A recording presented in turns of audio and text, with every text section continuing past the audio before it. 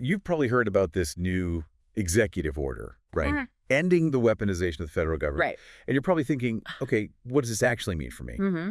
Well, that's exactly what we're going to be diving into today. Yeah. We're going straight to the source, excerpts from the actual order itself Okay. to break down how this could affect your life. Yeah, and it's not just theoretical. Right. This order sets the stage for some potentially major shifts in how federal agencies operate, Wow. which could have ripple effects across various aspects of American life. Yeah, absolutely. Yeah. So let's start with the order's central claim, Okay. that the previous administration used federal agencies like law enforcement and intelligence against their political opponents. Mm-hmm.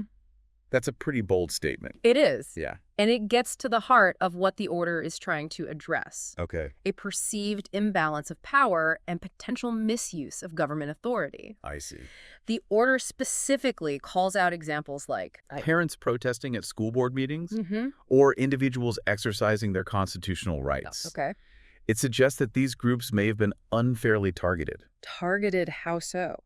Well, that's a good question, and it's something that the order itself doesn't fully explain. Right. It calls for a deep dive and investigation Okay. into several key agencies. Mm. We're talking the Department of Justice, Mhm. the Securities and Exchange Commission, the Federal Trade Commission. Hold on, the SEC. Right. What do they have to do with any of this?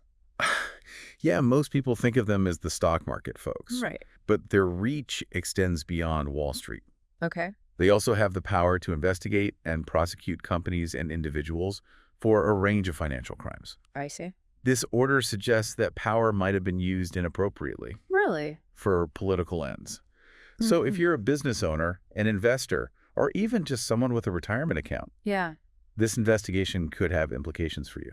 Okay, so it's not just about political opponents then. Right. It sounds like this could potentially impact everyday Americans in a variety of ways. Exactly. Wow. And that's why it's important to understand what this executive order actually says and what it could mean for you. Right, and the order gets into some very specific examples. Yeah.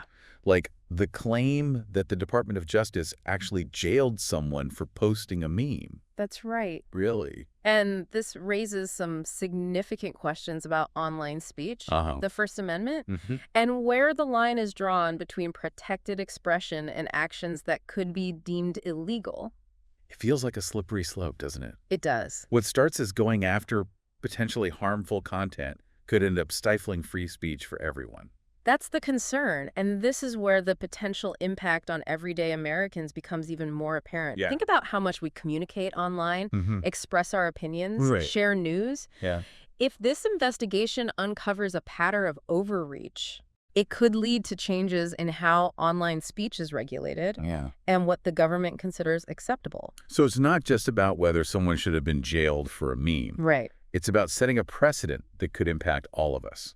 Exactly. And the executive order also highlights another area where the impact on everyday Americans is potentially significant. Yeah. Law enforcement.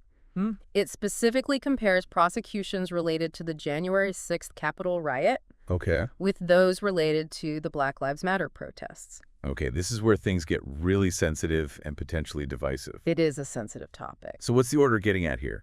It's suggesting that there may have been a disparity in how these events were investigated and prosecuted, potentially influenced by political bias. Okay. And this raises concerns about whether certain groups are being treated differently by law enforcement. So if this investigation finds evidence of bias, what could that mean for everyday Americans? It could lead to changes in how law enforcement agencies operate, from training and hiring practices Okay. to how they handle protests and public demonstrations. So potentially major changes for anyone who interacts with law enforcement, which is, well, pretty much everyone. That's right. And that's why this executive order is so significant. It's not just about high-level politics. Right. It has the potential to reshape how the government interacts with everyday Americans in very real and tangible ways. Okay, so we've laid out some of the key areas where this executive order could have a direct impact on people's lives.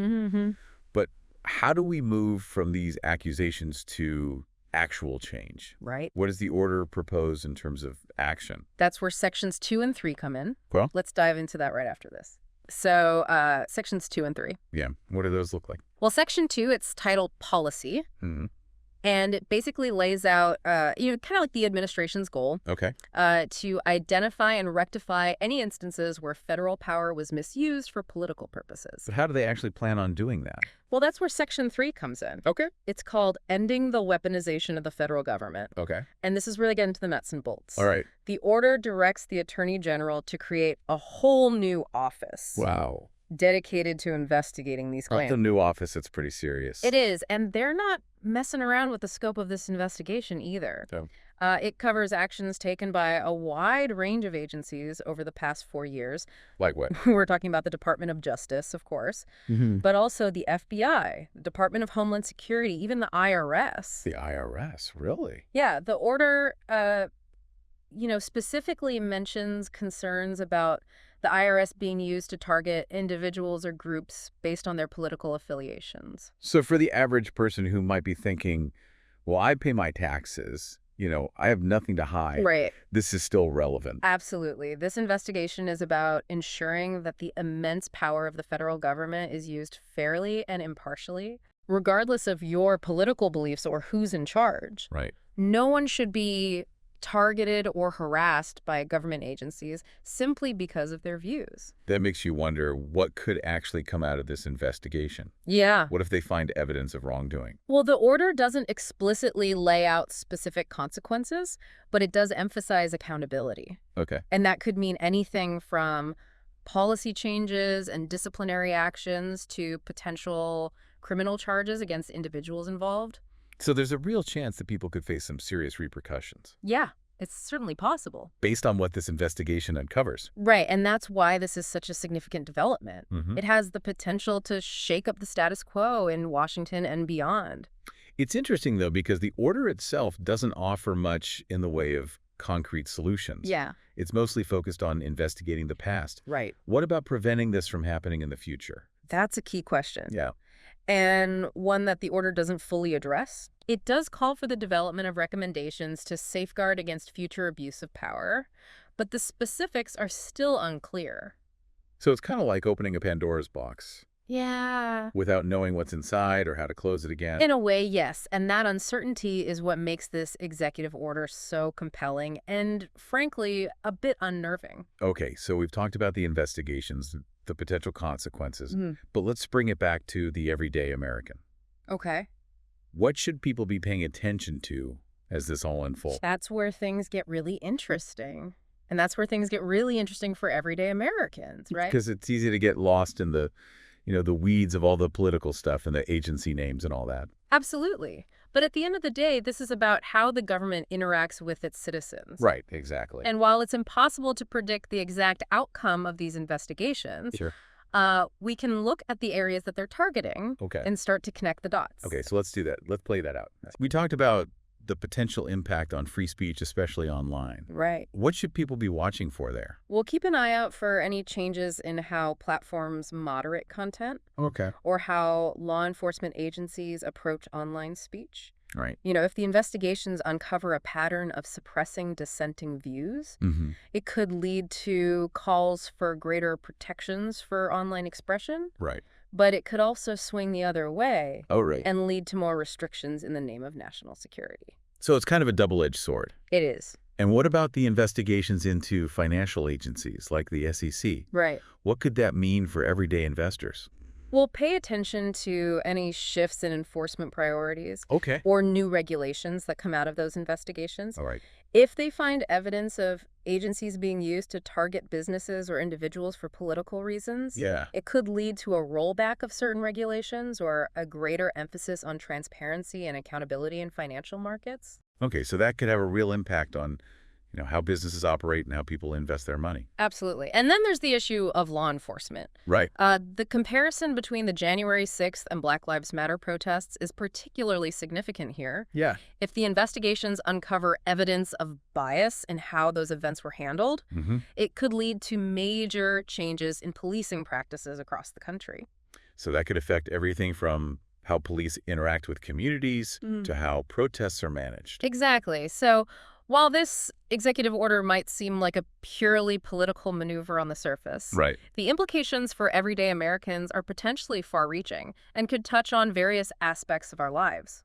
It makes you wonder what happens if these investigations don't turn up much, Yeah, that's a good question. or if the findings are disputed, along partisan lines. Right. Could this whole thing backfire and actually worsen the divisions we're already seeing? Yeah. That's certainly a risk anytime you delve into these kinds of politically charged issues. There's always the potential for blowback. Hmm. But regardless of the outcome, this executive order has brought some crucial questions to the forefront. Like what? How do we ensure that the power of the federal government is used responsibly and ethically? Right. How do we balance security concerns with individual rights and freedoms? Yeah. And how do we restore trust in institutions that many feel have failed them? Those are some pretty weighty questions, and they're not going to be answered overnight. No, they won't. But by engaging in, thoughtful dialogue, Right. demanding transparency from our leaders and holding them accountable, Mhm. we can work towards a future where the government serves the people, Right. not the other way around. That's a great point to end on this executive order with all its complexities and potential ramifications. Yeah, Ultimately boils down to the relationship between the government and the governed. absolutely. And it's a reminder that we as citizens have a role to play in shaping that relationship. Couldn't agree more. Stay informed, stay engaged, and keep asking those tough questions. Well said. And that brings us to the end of our deep dive into this executive order. It was a pleasure. Thanks for joining us on this exploration of power accountability and the potential impact on everyday Americans. My pleasure. Until next time, stay curious and keep learning.